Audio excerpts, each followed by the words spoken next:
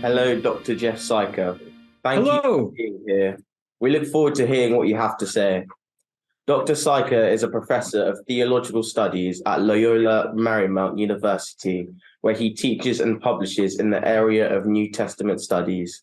He's the editor of Homosexuality in the Church, Both Sides of the Debate on Homosexuality and Religion, an encyclopedia.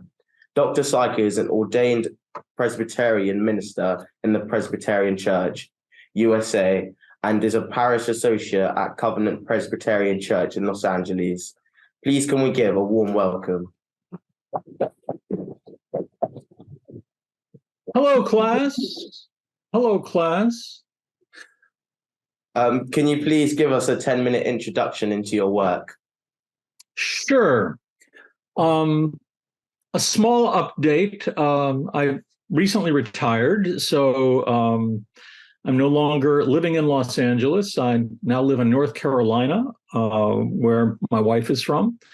But see, a brief introduction. I think it all goes back to 1987 when I first moved to Los Angeles and took the job at Loyola Marymount. I was on a committee for the Presbyterian Church, even though Loyola is a Jesuit Catholic school. I was on a committee for the Presbyterian Church that oversaw ordination process. And my job on the committee was to be the Bible geek. And what that means in the Presbyterian world is that all Presbyterians who are studying to be ordained have to do Hebrew and Greek. And my job was to see if their Hebrew and Greek was up to snuff. Quite a delightful job. But we were interviewing candidates as they were coming through. And there was one candidate, a guy by the name of Chris Glasser. And he had written a book called Uncommon Calling, A Gay Man's Struggle to Serve the Church. And he was seeking ordination. And at the time, in 1987, the Presbyterian Church did not permit the ordination of, how shall we say, openly gay people, or as they put it at the time, practicing gay people, as opposed to practicing heterosexual people. Anyway, and one of the main reasons for this is because of what the Bible says or appears to say about same-sex relations.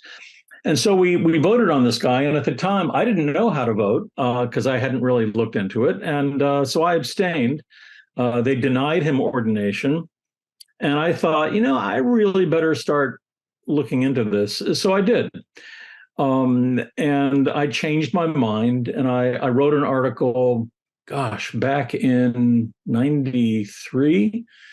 Called How to Decide, How My Mind Has Changed on the issue of same-sex relations. And so then I got asked to give all these presentations, and I ended up editing the book that you mentioned, Homosexuality in the Church, Both Sides of the Debate. And then I edited an encyclopedia of homosexuality and religion.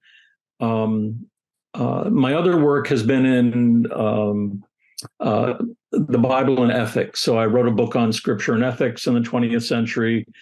I wrote a book on how Jesus came to be viewed as sinless in early Christianity. And then I got interested in what difference it makes to use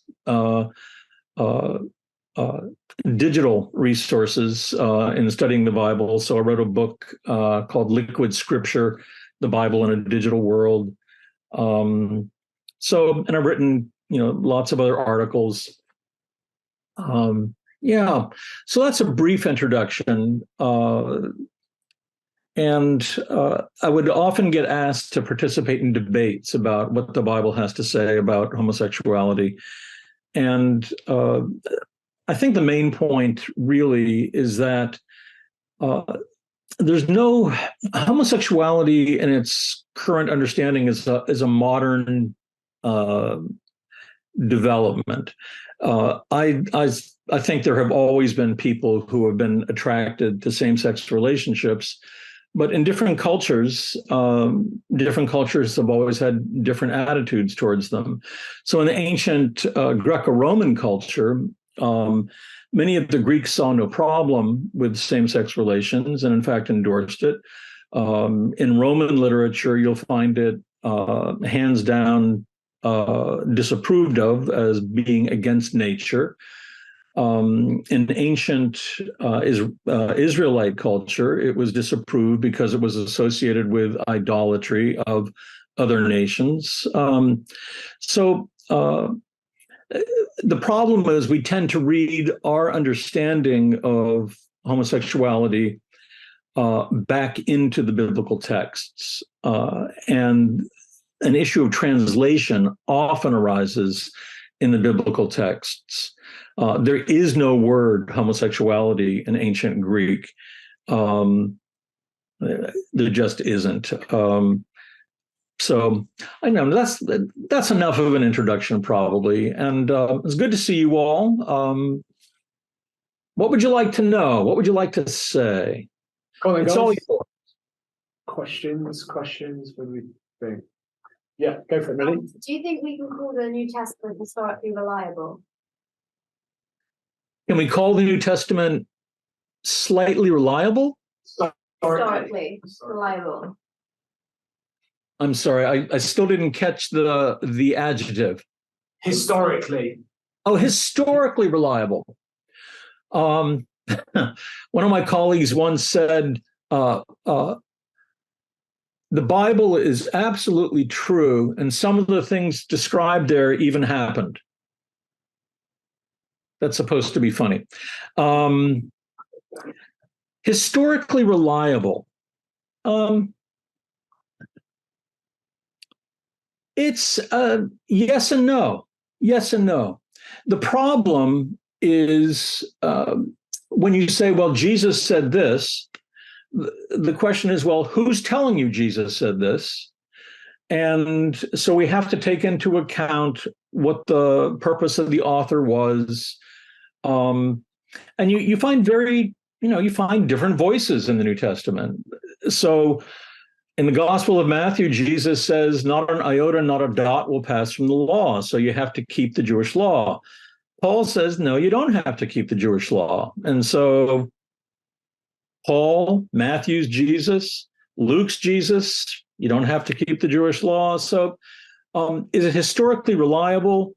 I would say yes and no, and you have to take it on a case-by-case basis. Just because it says something happened doesn't mean historically we can prove it happened. And the main problem comes with miracles. How do you talk about the historical reliability of a miracle, since a miracle by definition violates what we commonly understand as, this is how the natural world works. So, yeah. So did that fail to answer your question, I hope? That answered it. Thank you. Okay. Yeah, Laura. Why do you ask that question? It intrigued me. I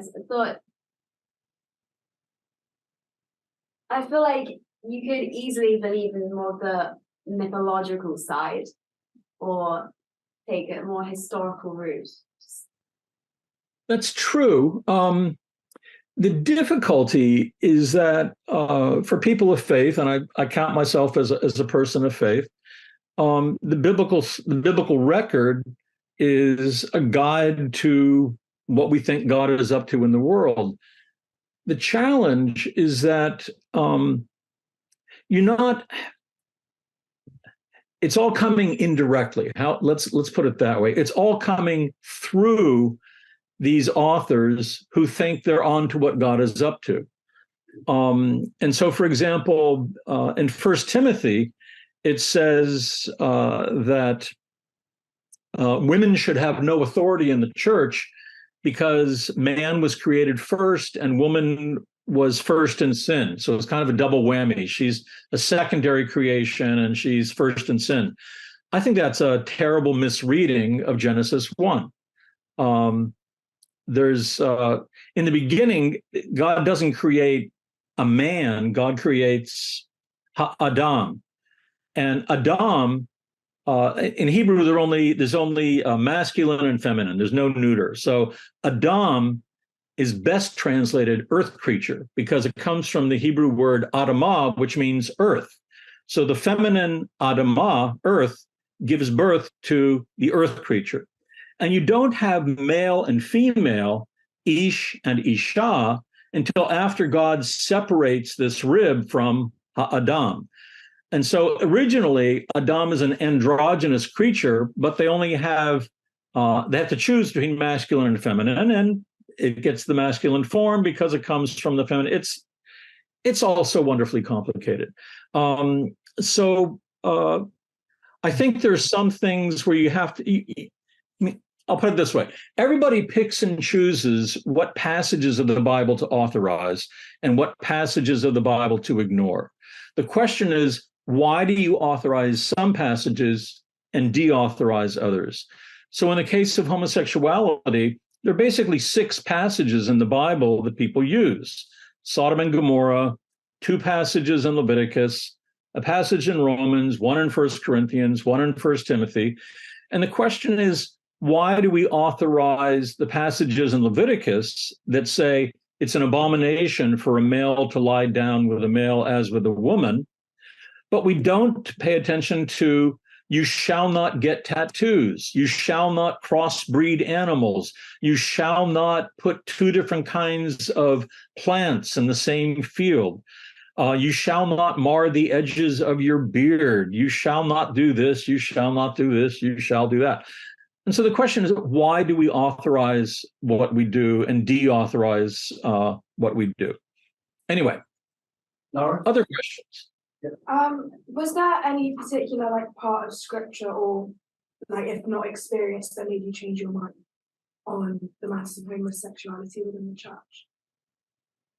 What changed my mind was a couple of things.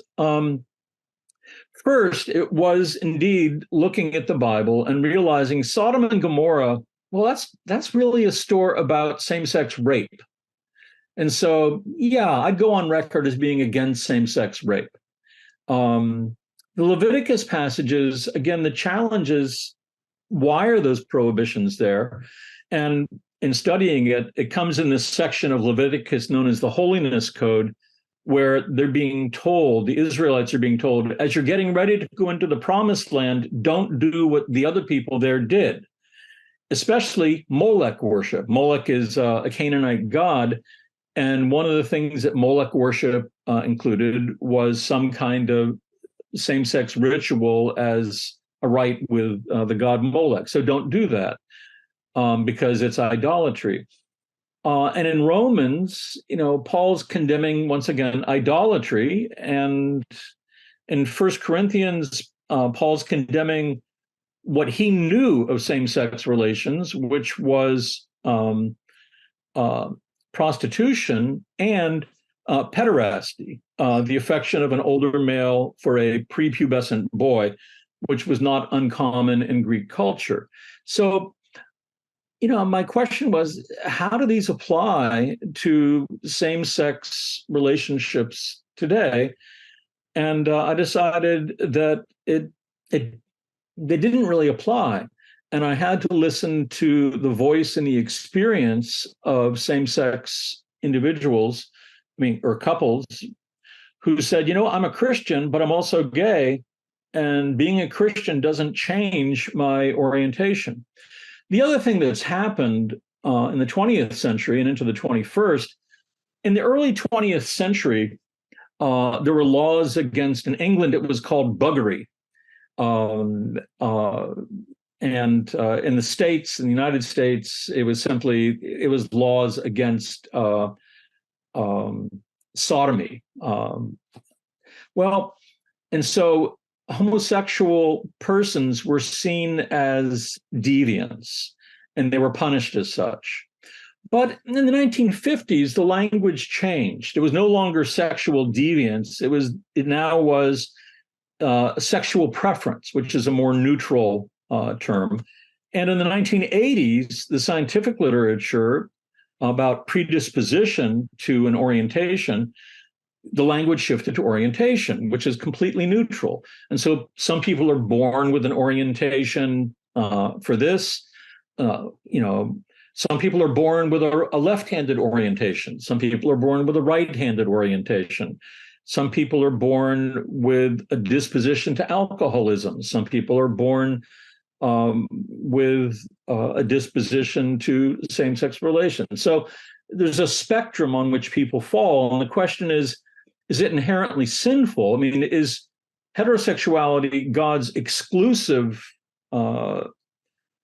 orientation that God intended, or has God created an array of sexual orientations, for example, that we see in the animal kingdom? Is it the same with human beings? So all of those things, plus the experience of gay and lesbian people in the church, all of that contributed to me changing my mind. There was a debate I was in once years ago where at the end we were invited to ask questions of the other. And this guy, Marty Swords, had concluded his comments by saying, at present, he didn't see any evidence that should motivate the church to change its historic stance. And so I said, well, Marty, what would count as evidence, and how would you recognize it if you saw it? And Marty said, well, I'm not exactly sure what would count as evidence, but I know I would recognize it if I saw it. I said, well, Marty, there are a whole host of gay and lesbian Christians in the church who are active in ministry, and they are asking you to recognize their gifts quite apart from their sexual orientation. And so eventually that's the direction the Presbyterian Church went, and it caused a split in the church, just like women's ordination caused a split in the church. And, in the Methodist Church, there's been a split. The Anglican Church, there's been a split. Yeah, I mean, in the Catholic Church, it's really great. If you make a radical change in the Catholic Church, you make the change and then you say, as the church has always taught. In the Protestant world, you make the change and you just start a new denomination. It's really quite easy. Other questions? Yeah, curious. Yes. How do you think Jesus would treat a gay man compared to that of an Old Testament prophet? Say that one more time. How would Jesus treat a gay man? Compared to that of an Old Testament prophet. As an Old Testament prophet. Compared to. Well, it's a difficult question. I mean, I'll say two things. One, Jesus was a first century Jew, and first century Jews viewed same-sex relations as something that Gentiles did that went against the Levitical law. And so as a first century Jew, he may have, I would say, not endorsed same-sex relations. However, there's this great passage in Matthew 13 where it's a parable of the wheat and the weeds. There's a farmer and his servants come to him and say, hey, somebody has planted weeds in the wheat field. Should we go and pull them all out? And the farmer says, no. Basically, no, you idiots. Because if you do that, you're going to pull out wheat as well, because you can't tell the difference yourselves between wheat and weeds. So let's wait until the harvest comes, and then I'll take care of it. And so I take that to mean presume wheat, not weeds. And so I think Jesus has a much more open attitude towards inclusion than his followers who are really intent on saying, you're in, you're out. Presume you're in. Does that answer? Yeah. Yes. Oh yeah, I was just wondering, do you have an interpretation of 1 Timothy 2? 1 Timothy chapter 1 or 1 Timothy 2? That's Timothy 2. Two.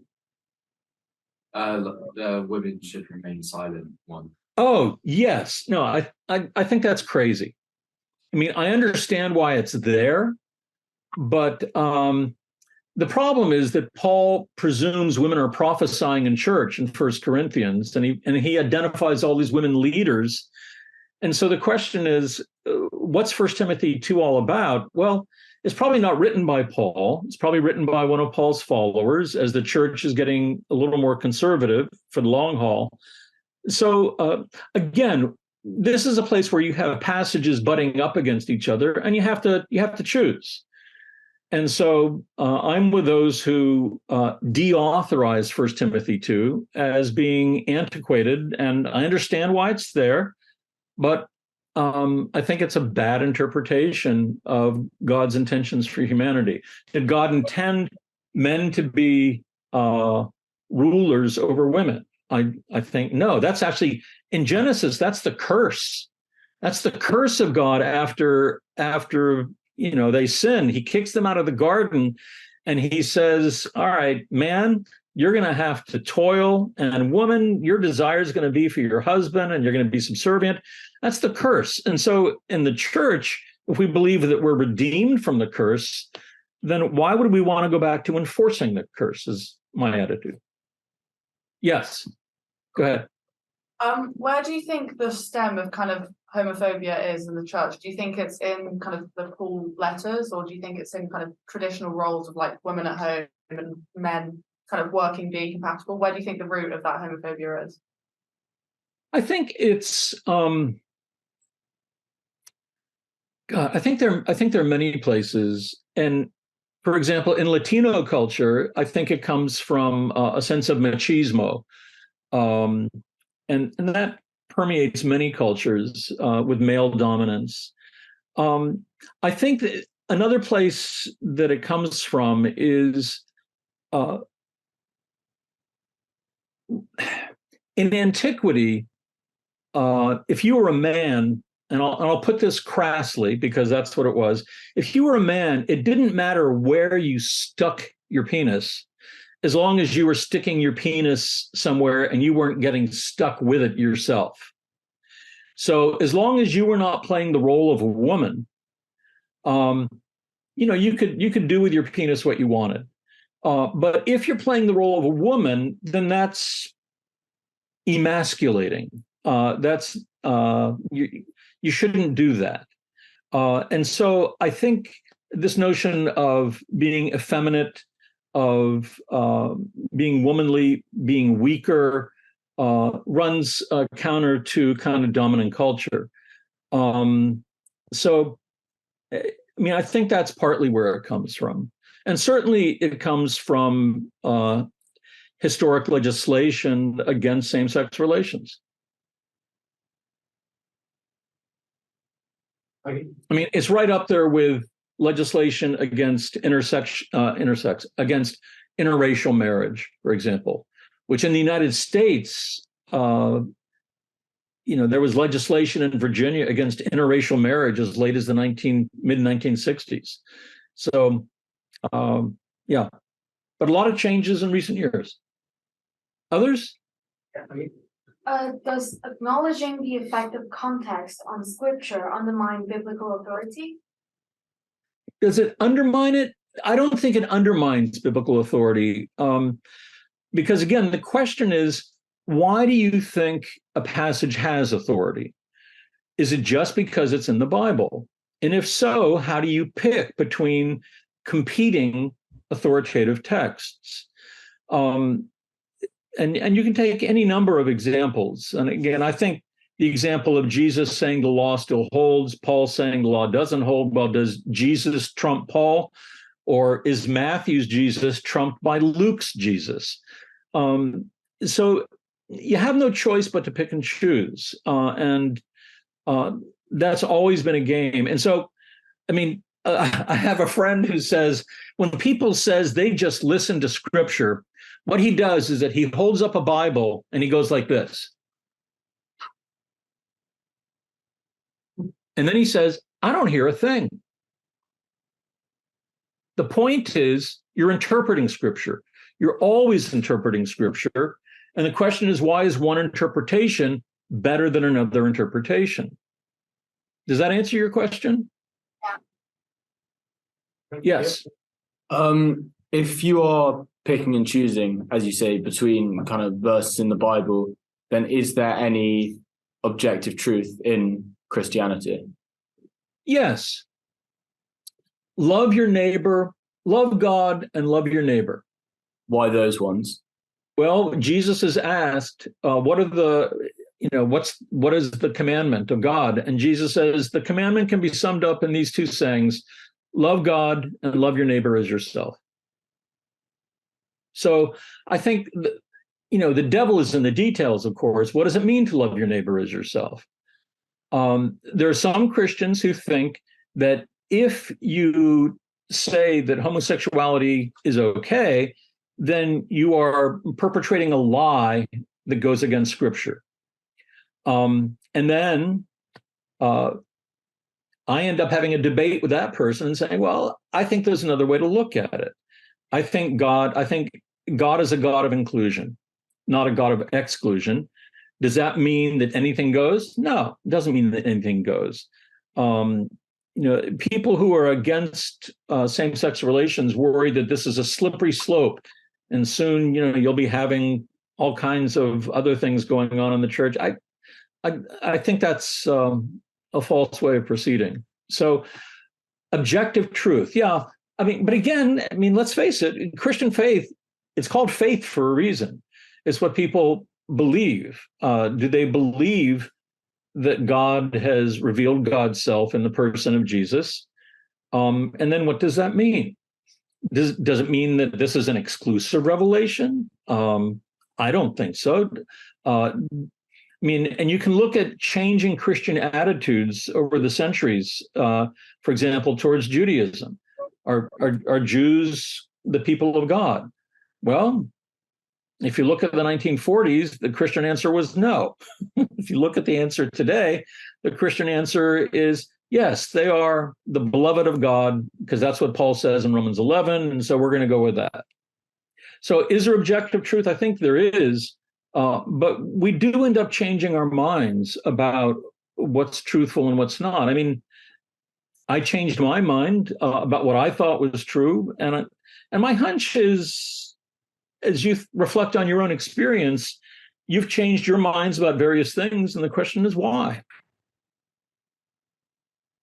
I don't know if you can see me. Jeff, thank you so much for doing this. Just before you go, is there an entry level book that you would recommend to my students on Christianity and homosexuality? What book would you point to for my students? Well, believe it or not, the book that I edited 30 years ago is still in print. Homosexuality in the Church, Both Sides of the Debate. And unfortunately, those arguments are still pretty much the same today. There are more recent things. And in particular, gay and lesbian Christians have written a number of things.